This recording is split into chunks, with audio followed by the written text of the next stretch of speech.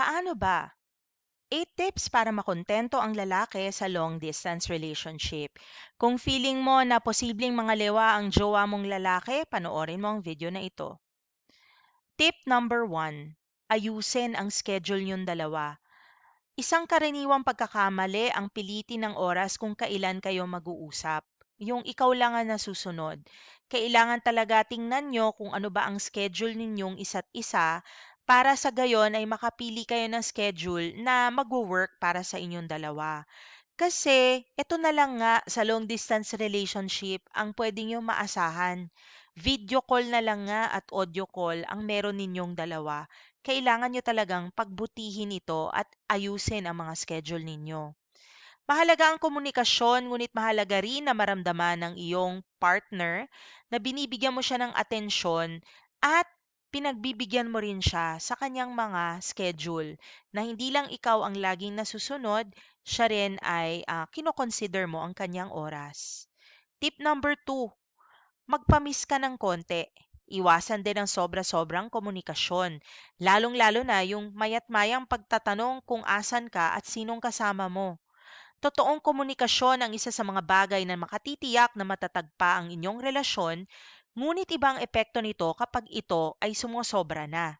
Lalong-lalo na kung ikaw ay may habit na selosa, pinagdududahan mo siya, maya't-maya ay tawag ka ng tawag, nakakairita ito para sa maraming lalaki at isa ito sa mga dahilan posible pa kung bakit kayo maghihiwalay. Kaya medyo hinay-hinay lang ng konti.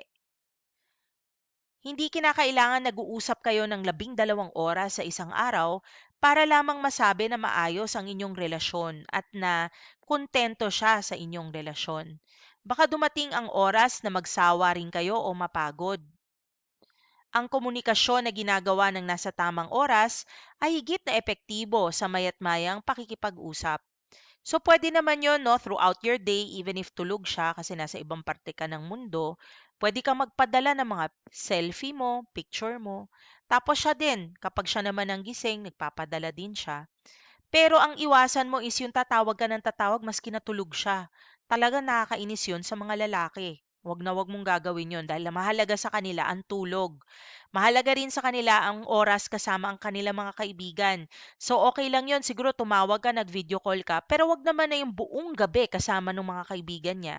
Ay hindi mo na siya tinantanan at ikaw na lang ang kausap niya. 'Di ba? Nakakahiya yun for him para sa kanyang mga kaibigan. Tip number 3, gumawa ng mga alintuntunin para sa inyong dalawa. Mahalaga na malaman niyo pareho kung ano ang mga bagay na dapat asahan at paghandaan. Kinakailangan magkasundo sa mga bagay tulad ng oras ng komunikasyon, mga pagkakataong hindi nyo makakausap ang isa't isa at iba pa. Kunyari, kung seaman o seafarer ang iyong karelasyon, may mga times na walang signal sa dagat. Kailangan alam mo kung paano ka magre-react dito. Kunyari, o pag 24 hours pa lang, 48 hours pa lang at hindi ako nakaka-message sa'yo, huwag ka muna mag-panic. Posibleng nawala lang signal sa barko ko or wala lang akong load dito sa abroad. Magkasundo rin sa mga bagay na hindi ninyo dapat gawin tulad ng labis na paglabas kasama ang mga barkada upang uminom. At syempre, yung may kausap kang iba. Dapat bawal na bawal yon at malinaw niyon sa inyong dalawa. Tip number 4, gumawa ng mga bagay na magkasama maski na magkalayo kayong dalawa. Hindi dahilan ang pagiging magkalayo ninyo upang hindi kayo makapaglibang ng sabay. Maaari kayong maglaro ng online game ng sabay o manood ng mga pelikula o dokumentaryo ng sabay. Maaari ring mamasyal kayo ng sabay sa pamamagitan ng video call sa isa't isa habang kayo ay naglalakad o pupunta sa isang lugar. So tip number 4, gumawa kayo ng mga bagay na magkasama. Kunyari, habang nagluluto siya, nasa video call ka, tinitingnan mo, pinapanood mo siya, sinasabi mo mukhang masarap yung linuluto niya. Para-paraan lang para hindi maging boring ang inyong relasyon. Tip number 5, i-enjoy ang oras mo mag-isa o kasama ang kaibigan at pamilya. Pag namimiss mo siya ng labis, no, instead na awayin mo siya, dahil aminin mo na, minsan ang babae kapag namimiss ang lalaki, instead na sabihing I miss you, nang aaway pa, sasabihin, hindi ka na tumatawag, hindi mo na ako namimiss, ganyan. Instead na bungangaan mo yung partner mo, Mag-enjoy ka na lang sa oras mo kasama ang mga kaibigan at pamilya. Hindi kailangan maging malungkot kung ikaw ay nag-iisa. Magandang pagkakataon ito upang gugulin ang oras kasama ang mga taong maaari mong pagkunan ng lakas ng loob. Bumisita sa mga kaibigang hindi mo masyadong nakakasama noon o lumabas kasama ang mga kapamilya mo. Yan. Para nang sa gayon, hindi siya yung lagi mong kinukulit kasi buo ang buhay mo with or without him by your side. Tip number 6, maging tapat. Ang pagdududa ay isa sa mga pinakamahirap na parte ng pagiging malayo sa isa't isa. Kinakailangan ninyong maging honest sa lahat ng bagay. So kung kayo ay medyo praning, meron naman ng mga app na pwede kayo mag-location sharing kung komportable rin ang partner mo. O di kaya, 'di ba? May regular check-ins naman kayo sa isa't isa. Pero sa LDR, napakahalaga talaga na mapagkakatiwalaan mo ang partner mo kasi kung hindi mo siya kayang pagkatiwalaan, ba't pa kayo nasa relasyon? Hindi nakatutulong ang pagtatago mo ng iyong nararamdaman o ng kahit ano pa sa iyong kapareha sapagkat mauungkat din ito at mapagbibintangan ka pa na nagsisinungaling. Huwag mong subukang lutasin o suungin ang mga bagay ng nag-iisa. Nandyan pa rin ang iyong kapareha upang samahan ka sa mga pinagdadaanan mo. Kaya ka nga may nobyo o nobya kaya ka nga may partner. Kasi kapag may mga suliranin ka sa buhay, dapat natutulungan ka rin niya even if sa pakikinig lang. Kaya para hindi magkalayaw ang loob nyo sa isa't isa, kailangan din isineshare mo ito sa kanya.